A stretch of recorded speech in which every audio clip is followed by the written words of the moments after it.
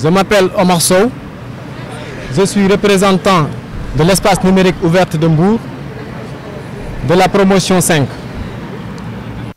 Si vous êtes aussi injuste et incohérent, permettez-nous de réclamer nos droits. Monsieur le ministre de l'Enseignement supérieur, c'est avec un cœur meurtri que je prends la parole au nom de tous les étudiants de l'Université virtuelle du Sénégal de la promotion 5 que vous êtes en train de sacrifier, je ne sais au nom de quoi. Monsieur le ministre, vous nous avez orientés à l'IVS. Nous avons galéré pendant 4 longues années pour une licence. Monsieur le ministre, aujourd'hui, si vous nous parlez des problèmes de place, on ne peut pas vous comprendre. Pourquoi? Parce que c'est vous qui nous avez orientés à l'IVS. Vous savez le nombre exact des étudiants. Et chaque année, vous savez le nombre exact des étudiants qui passent. Et ensuite, derrière ça, vous prenez d'autres étudiants qui payent leur argent pour faire le master à notre place. Oui. Oui. Oui. C'est triste et déplorable. Et nous disons non, avec un non catégorique à la sélection de master par quota. Pourquoi? Parce que le système LMD ne vous le permet pas. Pourquoi vous ne voulez pas respecter votre propre système?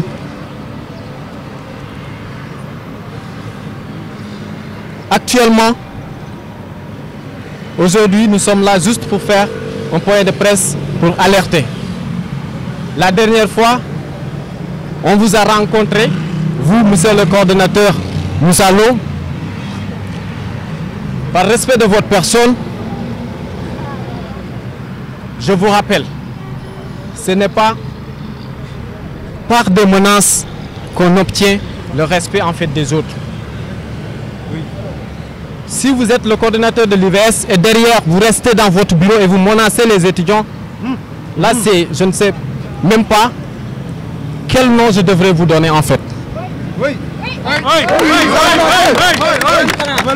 Maintenant ce qu'on vous dit, après cette rencontre, on n'a rien du tout compris. Tout ce que vous avez expliqué, ce n'est ni solution, ni quelque chose qui va nous mener vers une solution. Et là, notre conclusion, ça montre clairement votre incompétence et votre non-capacité de gérer les étudiants de l'IVS.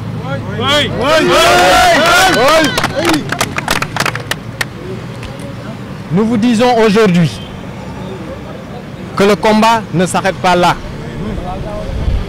Hier, on a rencontré FRAPP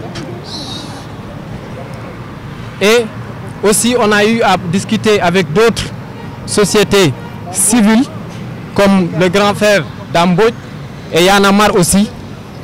Et Inch'Allah, dans la semaine qui vient, on va organiser une marche du siège au ministère de l'Enseignement supérieur. Aussi également, à partir de lundi, on va fermer toutes les ENO, tous les ENO du moins, du Sénégal, jusqu'à gain de cause. Encore une fois, on ne demande pas ni augmentation, ni dérogation. Tout simplement, nous demandons la suppression totale des sélections par quota. Nous disons non aux sélections par quota. Merci beaucoup. Voilà. Assalamu alaikum. maa ngi leen di nuyu ziar maa ngi tudd Pape Abdoulaye Touré ku ma xam-xam ne nekkuma UVS waaye ñi nekk sama ginnaaw suñu teewaay tey mooy dañoo xam ne ay soutien de famille lañu ay espoir de famille lañu di wax ni et nous prenons toute l'opinion à témoin jàng dafa metti ñii bi ñuy jàng CI ba terminal Moussa Lo coordonnateur UVS le ministre Cheikh Omar Anne amul fukki dërëm bi ñu leen mën a jox mu leen gën leen dig ngeen yokk ko ci fourniture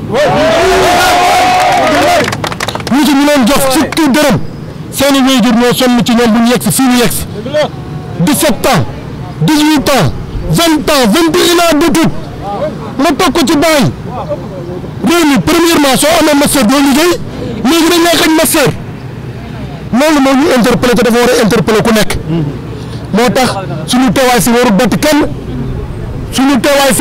kenn parce que ñii ay soutien de famille lañu fan yële passé dégg ngeen mbëkk mi li muy xew amoon na ay étudiants yu bokk UVS yu des ci géej gi mais genre condition ak situation yi moo ko yóbbu nit bu jàng ba desul dara lu dul master suñu njëkk violé texte yi muy la loi 2011-05 du 30 mars 2011 relative à l'organisation du système LMD ñun li ñuy wax duñ koy xam dem leen ngeen caytu loi boobu dafa ne pour nga am licence pour nga def licence 3 ans la ils ont fait 4 ans ci loo xamante ne mosu ñoo redoublé 4 ans 5 ans yoo xamante ne mosu ñoo redoublé mais ay lenteur administrative tax ñu def ko 4 ans au lieu de 3 ans ñii état daf leen waroon dédommager état daf leen waroon indemniser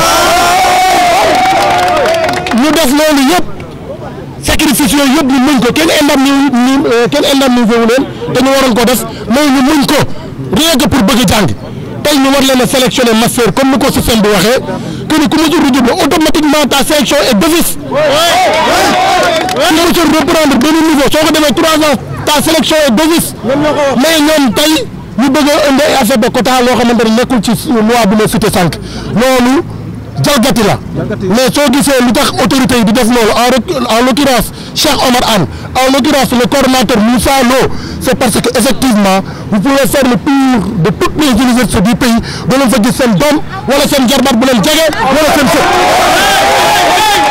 Sénégal nag dafa jot te dafa war a dakk ronga ñu baadoo la di siin cerey buur ñoom mën nañu wax ne bi ñu fay impôt parce que ñooy exonéré nit ñi impôt waaye ñii seen bàyyi ñooy fay impôt c'est pour ñu financer administration képp kuy liggéey administration suñuy impôt bàyyi moo lay fay donc pourquoi nous priver notre droit loolu du ñu ko nangu tey du ñu ko nangu ëllëg dégg naa ni nag lundi dinañ introduire une lettre d'information bu ñu koy yëgal Sénégalais yëpp vendredi prochain incha allah dañuy jóge fii manifester dem ba fi nga xamante ne mooy ministère de l'enseignement supérieur de la recherche et de l'innovation comme le Cheikh Amadou Anne xamul négocier comme que Moussa Lo xamul négocier nous allons passer à la vitesse supérieure maintenant nous prenons à témoin toute l'opinion nationale comme internationale wax leen lu xew ci biir université UVS bi du dëgg du yoon te dinañ teg suñu lépp lu ñu mën pour que ñu delloo ñu suñuy droit duñ ko négocier duñ ko waxaale duñ koy fokkati ñu moo nekkoon li fi gënoon a fekk ñu ngi leen di remercier.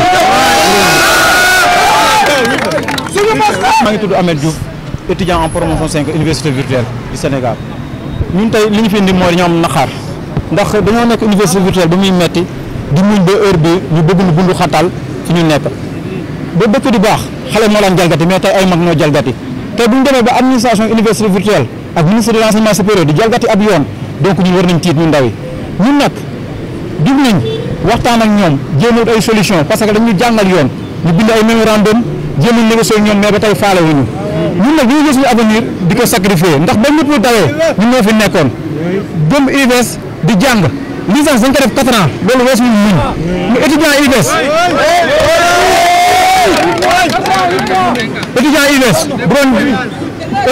bu doon sëy ñu ne jégg mu ne muñ la ñu ne muñ ba sonn suñu muñukaay nag moo jeex nous sommes très pacifiques mais dañ leen wax la prochaine fois dinañ passer à la vitesse supérieure mënuñu nangu tey loi 2011-05 du 30 mars 2011 mais bépp étudiant bu am 180 crédits am moyenne 11 ñu sélectionné nga ñu indi ay quota di indi ay lëndëm yoo xam ne duñ ko nangu tey duñ ko nangu ëllëg te pare duñ ko nangu ko.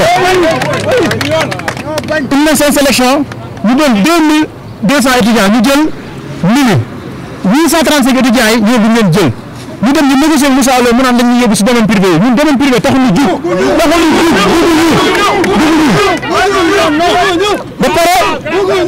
ba pare ñu laaj ko mu ne parce que dañoo manqué ay encadreur gis nga université virtuelle dañuy compter 50 000 étudiants université buy compter 50 000 étudiants bu mënul encadrer 2200 étudiants en master 1 mais na ko ci ay bortam parce que loolu duñ ko nangu tey duñ ko nangu ëllëg ñun pareeguñ pour nangu loolu te nag nekkuñu si combat bi ñun dong de ñoo ne seen société civile bi ñoo ngi ànd ak opinion publique ñoo ngi yëpp pare nañ pour dem ba mu jeex te compté wuñ bàyyi dinañ passer à la vitesse supérieure lundi dinañ teg émission yëpp bu ñu paree wàcc si salle bi ba ñu grève de la faim ba ñu dem sax si palais dañuy sélectionné par force parce que dañ ko mérité ñu paree la même dañoo am loolu ñu jël. ñaanuñu saraxuñu suñu droit la. jërëjëf. ok maintenant li ngeen wax leen bu fekkente ni ministre bi yéen wuyuwu leen lan ngeen compté def ko. non ñun ministre bi bëgg nañu wuyu mais ministre bi tàmm di wuyu waate dañ koy wax devant les Sénégalais pour qu'ils le savent ñoo ngi ànd ak waa FRAPP waxoon nañ Damboj waxoon nañ société civile bi yëpp donc bu tontuwul ñun dinañ wàcc grève def lu ñuy def wàcc marché gis nga ne ñoom bu dee pare nañ pour tasser 100 étudiants yi ñun pare nañ pour cause boobu ñu ragal ñu fi ñu jëm parce que dañoo jàng am moyen yu baax man mi di wax moyen 13 la am am ñu jox moyen 14 dañu war a sélection tekk si yoon. ndax boobu léegi toog ngeen. yan solution ngeen di def parce que léegi maa ngi wax solution yi leen la mooy ñoom ñu ngi dindi quota parce que bu ñu ñëwaatee si loi 2011 05 loi bi dane bépp étudiant bi nga xam ne am na 180 crédits bu amee moyen 10 sax ba 11 ñu ne ko yóbbu 11 parce que ñu ay jànkan lañ mën la jël nga dem master bu ñu ne ñu ni benn jalgati bëgg a teg leneen ñu duñ ko nangu. waxtaan à l'amiable weesuwul bind mémorandum waxtaan à l'amiable weesuwul dem toogoo Moussa Lo waxtaan à l'amiable weesuwul ñëw si presse bi di wax lii c'est l'amiable de bu leen ko xeeb de c'est l'amiable donc ça c'est l'amiable et prochaine fois dinañ passer à la violence parce que nous sommes tous pacifiques.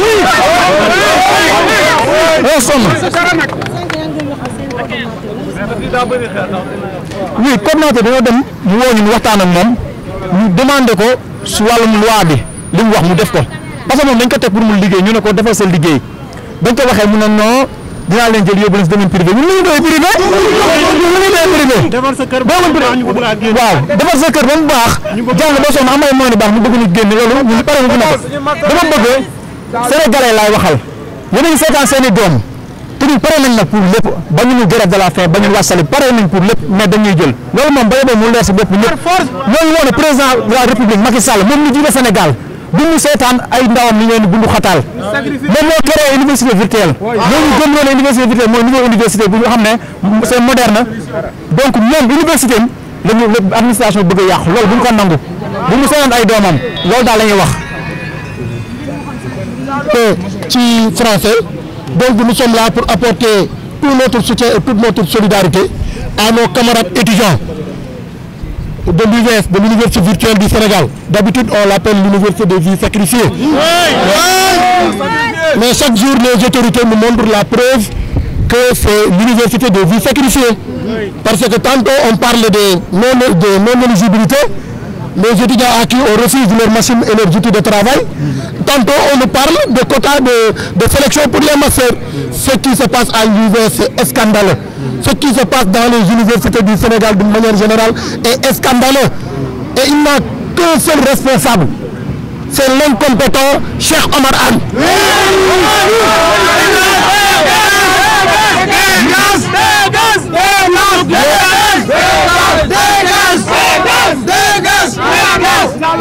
Les étudiants du Sénégal n'ont jamais connu un ministre aussi incompétent que Cheikh Omar Anne. Depuis qu'il est à la tête de ce ministère, nous ne vivons que de la galère au niveau de nos universités. Que ce soit à l'UCAP, que ce soit à l'UGB, à l'UVS, partout c'est de la galère. Partout c'est le bafouement des vies ou bien de l'avenir des étudiants. Donc, Cheikh Omar Anne, nous interpellons directement. S'il ne peut pas gérer ce ministère, qu'il ait la galanterie de démissionner pour qu'on cherche un autre compétent pour qu'il puisse continuer son travail. Ces étudiants qui sont là sont des soutiens de famille. Ces étudiants qui sont là sont des espoirs de famille. Et à tout moment, si on les prive leur droit au diplôme de master, ils peuvent se verser dans d'autres choses que nous ne souhaitons pas. Ils peuvent prendre les navires et mourir dans la Méditerranée. Ils peuvent se verser dans le banditisme ou bien dans d'autres trucs que leurs parents ne souhaitent pas.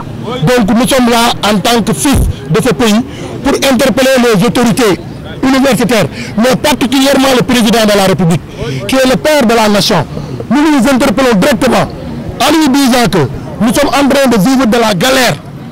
Il n'a qu'à s'autosaisir de notre dossier pour régler notre situation, parce qu'il est inadmissible, hors de question, que les étudiants depuis primaire, moyenne, secondaire et jusqu'à l'université pendant plus de 20 ans d'études, on vous prive le droit de passer votre master, ça c'est inacceptable. C'est inaccessible. C'est inacceptable et nous n'accepterons pas une telle chose. Maintenant, nous allons introduire une lettre d'information le lundi prochain. Et à partir du lundi, nous aurons procédé à la fermeture de tous les zénos, les espaces numériques ouverts, jusqu'à nouvel ordre. Ça sera une fermeture, comment dirais-je, renouvelable. Donc, mais aussi nous comptons tenir une manifestation, c'est-à-dire une marche pacifique, à partir d'ici, au niveau du siège de l'UVS, jusqu'au ministère de l'Enseignement supérieur, au niveau de Diamniadio, pour montrer notre désaccord face à cette forfaiture, pour exiger le respect de nos droits les plus élémentaires, le droit à l'éducation. Je vous remercie.